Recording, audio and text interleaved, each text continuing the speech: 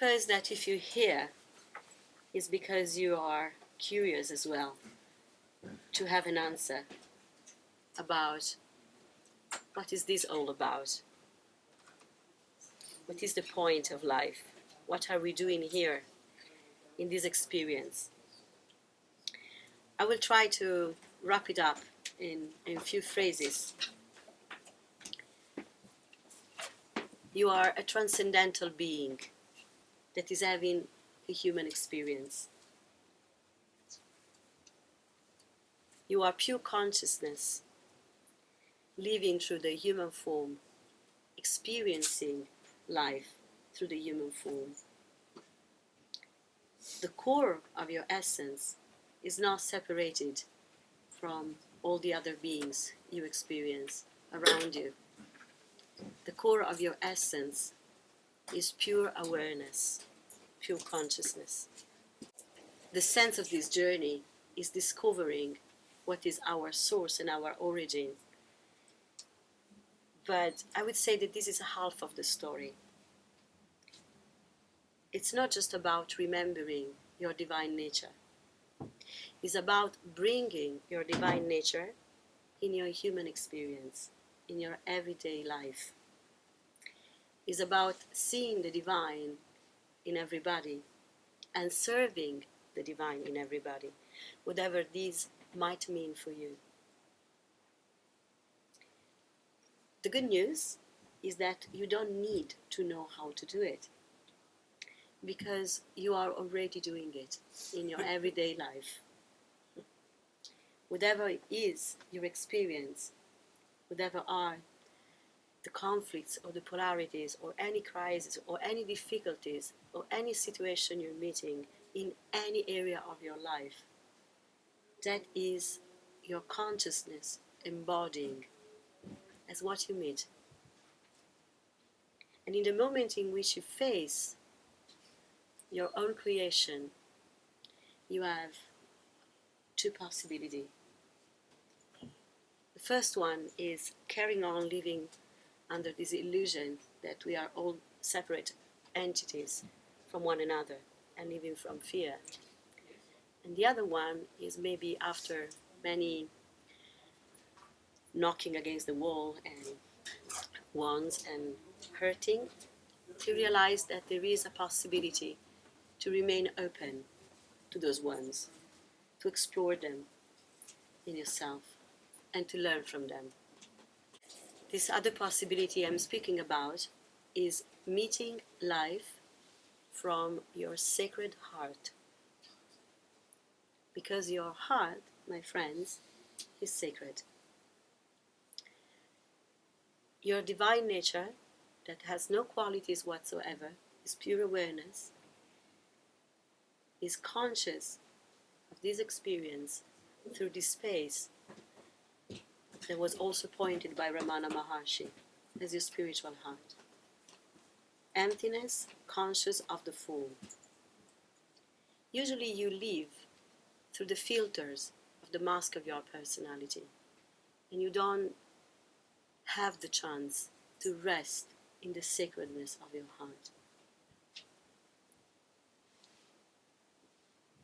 But when you do, something interesting comes up. You discover that your heart is utterly neutral, open, behind any polarities of life and of the mind.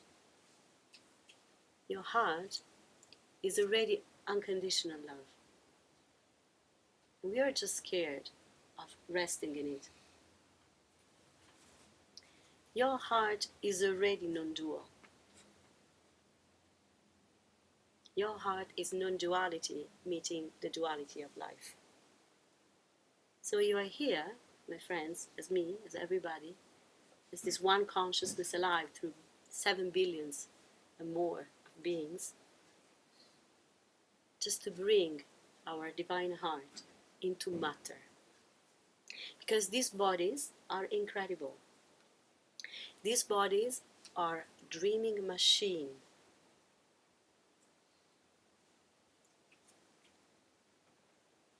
And they work both ways.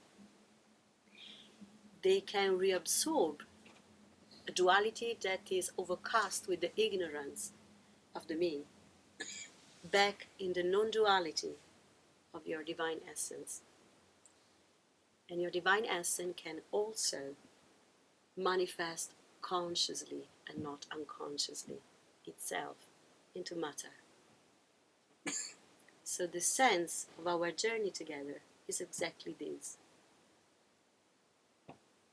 redreaming the world every moment and bringing the truth of our essence into matter. Practically, what does it mean?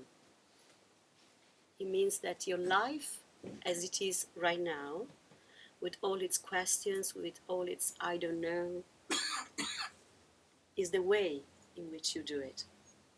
And when I say you do it, please know, I'm of course speaking about you consciousness. Meeting life, meeting this duality from your non-dual essence means to challenge all the fears that you're still holding on to, and letting this sacred space that I mentioned before, your heart, to do its alchemy. The alchemy is a transformation from the lead of fear to the gold of joy, and as one catalyzer, the one you believe to be.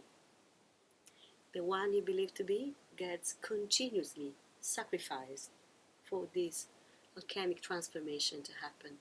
And that's why life appears as difficult. That's why we are all seeking for having an answer, because we feel this burning going on in our heart, and we don't know how to put it to end. And maybe on a certain point we become mature, and we understand that we don't need to put that fire off.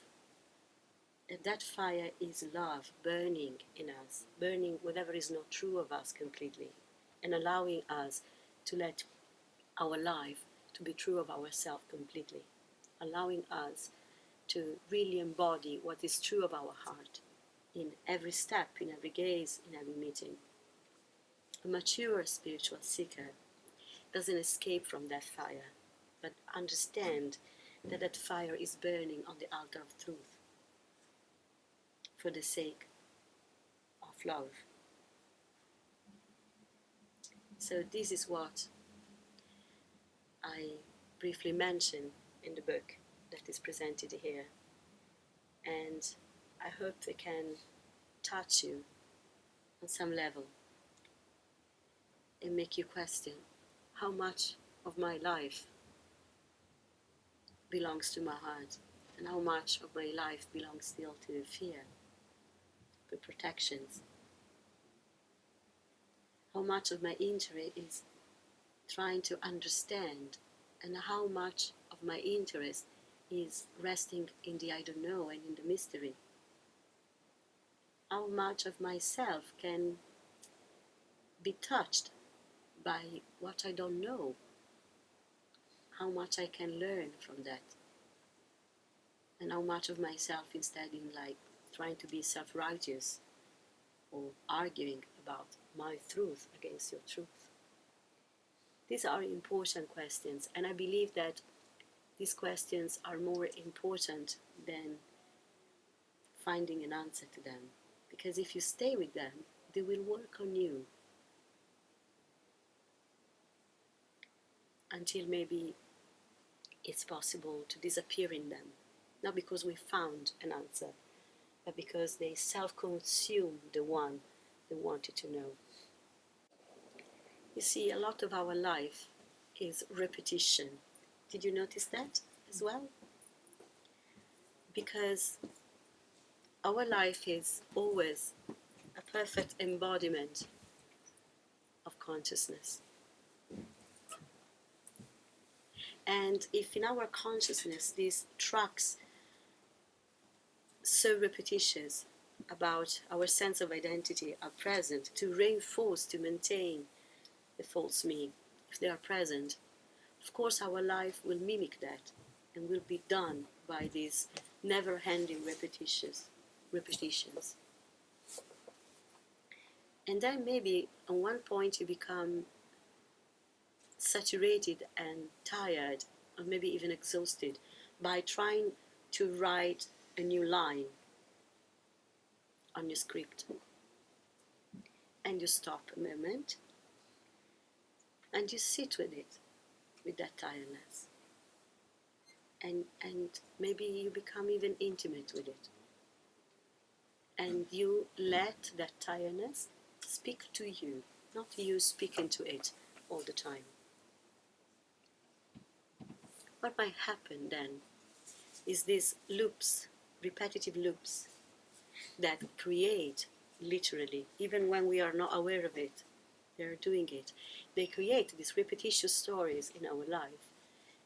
They get loose and open, and some light cracks into them, and different stories can be written. This is why you're here, even when you don't know it.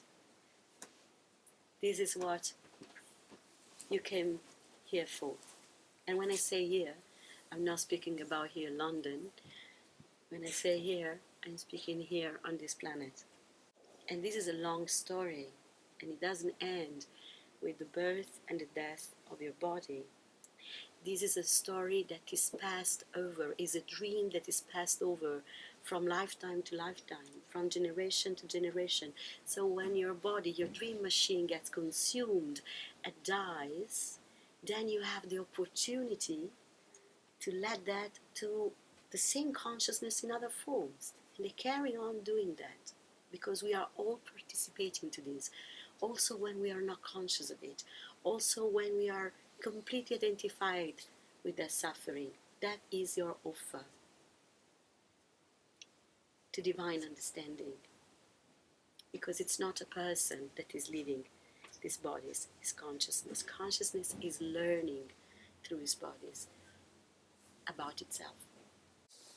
Transcendence and immanence are the two forces that create this game.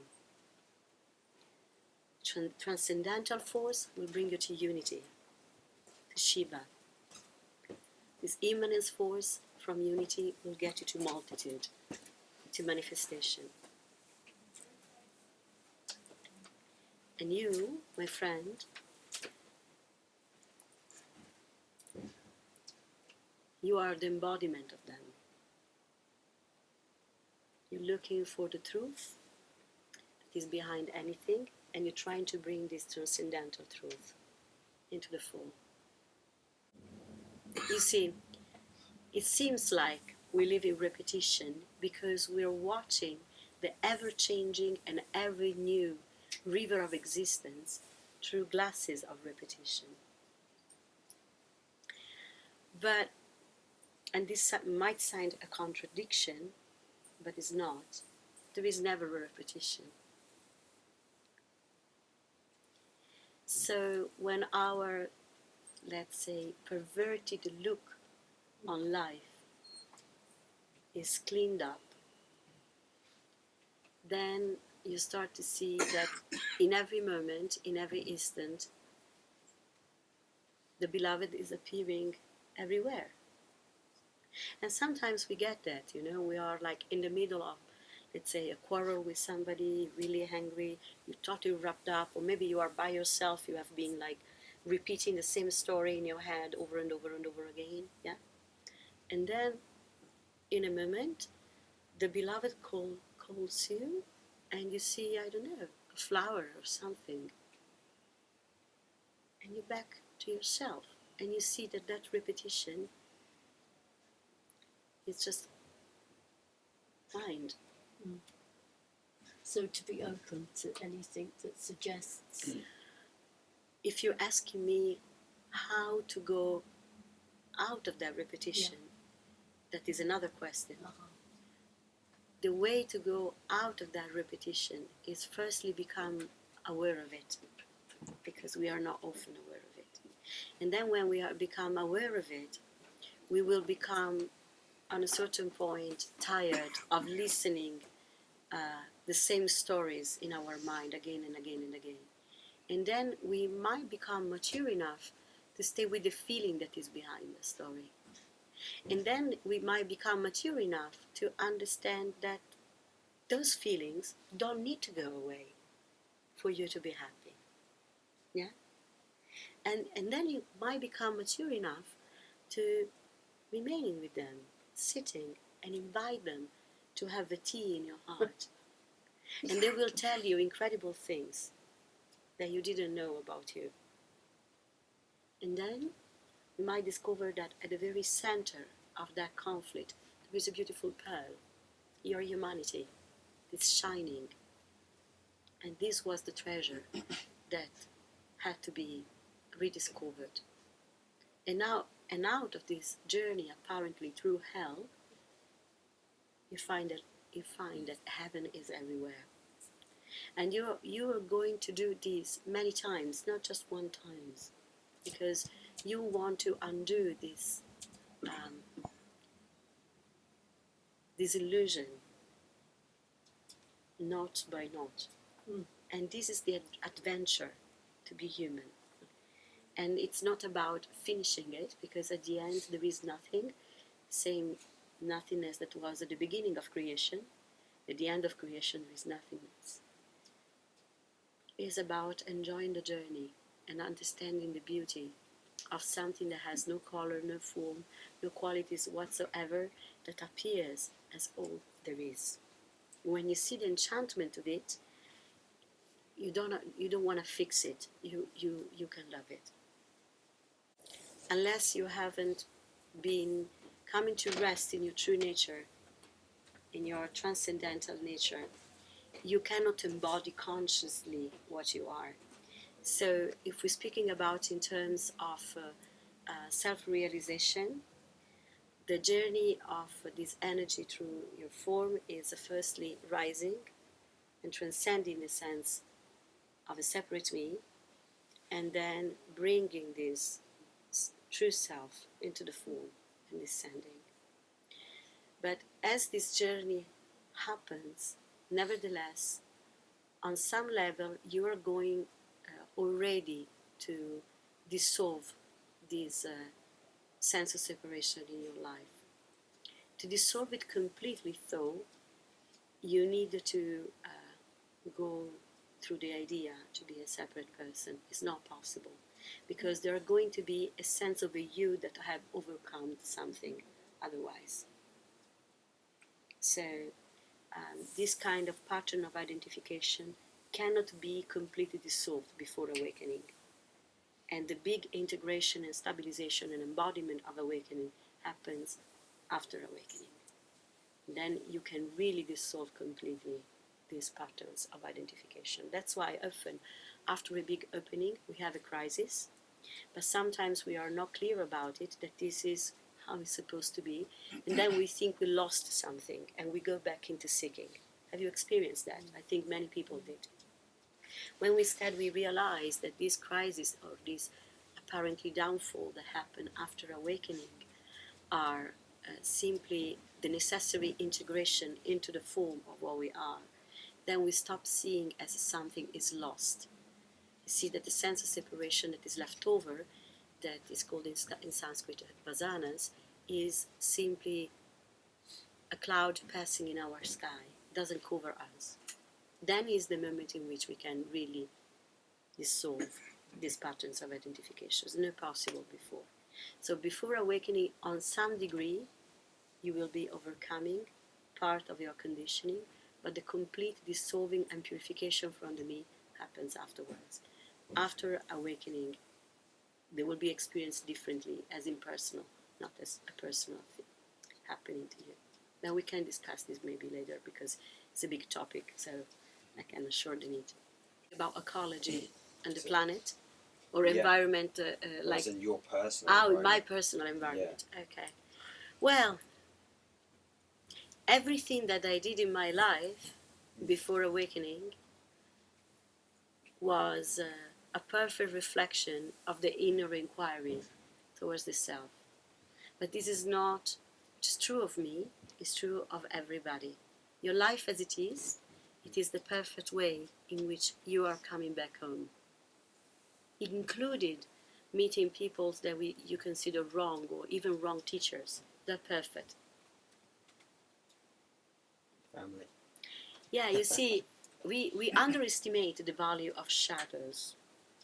The shadow is the place in you that you haven't yet learned to try a resource from, of learning. So when we understand this, we stop seeing it very dualistically as like right and wrong, and we become ready to meet life as it is. That is the prize of being here. You don't need to go towards karma, because karma is already coming towards you. And karma is not personal. That's what is really baffling, you know, because we believe that we have personal karma to deal with personally, but the idea that karma is personal is karma. The word karma means simply action. When an action is claimed to be personal, then it produces an impression in you, a mnemonic impression in you, samskaras, that gives you the idea that you did it. And when that idea that is remaining in consciousness is hit by life, produces karma. And then you suffer karma. So all life is karma, all life is action, but has no author. When you realize that your karma has no author, you stop suffering it and you start enjoying life. The universal karma. Yes, universal karma is the universe. There is no universal karma and the universe. There is just the universe, and is karma, is action. Is the action of the divine learning about itself. It's not personal. Thank you. I don't use the word happiness. I use the word joy. That is very different. I thought you did earlier. Yes, because happiness, I basically use the word enjoyment, but the word happiness has an opposite in unhappiness, where instead joy is a quality of your true being. Yeah. Sat Chit Ananda. Ananda is bliss, is joy. And this joy in awakening is underlying every experience, even when there is anger, or there is sadness, or even grief. But it's not a joy as like, oh, I really enjoy this. Is a subtle radiance of knowing that all this is you. Becoming who you are. Is the expression of your true being. And where is it, that joy, when it seems like you're not feeling it? Is energy, because is still here, but that is contracted around the sense of being a person. So your fear, all the contractions of the ego, when they are met by the purity of awareness and you're able to meet them and meditate them completely to ground, burn them to ground, you know, that same energy that was previously appearing as a person suffering is now experienced as the radiance of your being, as joy. So, as I said before, this alchemical transformation from fear to joy is not done by you, is doing you, is doing the one you believe to be. And is happening every day, every moment. We shouldn't aim to joy, because that aim to joy will become from the idea that is going away, will come from fear. When instead this joy is ananda, is no beginning, no end, is eternal. It is the expression of your eternal being. Many spiritual seekers look for enjoyment, but we should aim for freedom, freedom to meet life as it is. When we are resting in that freedom, there is joy, a natural joy. Depending on our conditioning, and here in Britain might be a lot about repression of feelings, then we feel that urge. But I'm not inviting you to feel. I'm inviting you to be so open to life, to meet anything. And you can do this only when you're resting in your true being, in emptiness, in stillness. Then from the emptiness of your being, you can meet any feeling, any thought, any experience. Then you're free to meet life as it is. And the joy comes from this being free. You don't need to select feelings. That would be, again, suffering. My story you might be smiling and knowing that I wasn't a spiritual seeker. I wasn't seeking consciously, and I didn't even know awakening existed. But for sure, an inquiry without phrasing it in the words like satsang or awareness of consciousness was present. And I became aware of this out of tune note in my life that was suffering. And for some reason, instead of trying to fix it, I became curious of it. And I inquired myself about it. And I inquired deeply myself about what I am and what was life. And this realization came spontaneously to me 15 years ago. And 3 months after this initial awakening that was accompanied by what I later came to know there was a Kundalini awakening,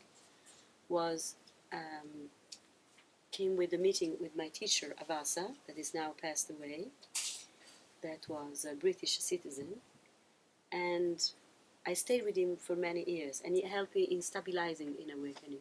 And I've been inspired by many people, the work of Jean Klein, Nisargadatta Maharaji, but I all read them after awakening. So I was a financial journalist. I was a very normal person, and I still am, actually, very normal. And so it's not necessary to have a conscious path of seeking for waking up. I meet many people that had my same experience. On a certain point, I started to have more and more frequent moments in which I was seeing that everything was one and I wasn't there. And those windows of oneness blossomed into full awakening, and to realize that I, as Caterina, I never existed. That Caterina was just a figment of my own imagination, and all the universe was and is my body, my being. This came with great surprise, and thanks God I had my teacher at that point beside me, because there was a lot of energy processing through my body. I had never-ending, like, energetic experiences that I discovered were detailed, described in books, but I didn't look for them. Many. So in the years, this awakening deepened in the tree center, in seventh chakra, in the right heart, Hridayam, and in the Hara. And so I witnessed this process that was not wanted by me at all. I didn't even know it. But it happened out of the sincerity, I believe, of my heart for the love of God, for God. But I just feel like I haven't met this true nature I am. Right. And Okay. here I am. I'm available. I'm open. What is your name, my dear? I'm James. going quick for you. James. Then take your urge for answer and make love to it. That's it. If you can do this thing completely, it will destroy you. It will take that urge for an answer and make love with it. It will destroy you completely. That's what happened here. Thank you. Very super quickly. Yeah, so this is a slightly strange question, but Yeah. the book that you're launching tonight, Yeah. The Mystery of Being, Yeah. I get that consciousness has no beginning, and it's a mystery, and Yeah. statements like I am that I am speak to this. Yeah.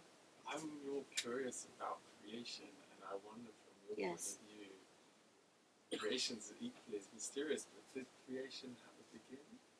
That's what. That's the Okay, this is a very long answer.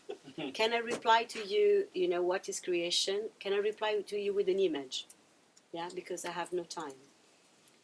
Your eternal being, yeah, eternally present, is meeting the infinity, no beginning, no end, because infinity is not eternal, of manifestation. At the center of the cross, there is the true God that is a true man, and is you. That is the short answer. For more, we need to meet again.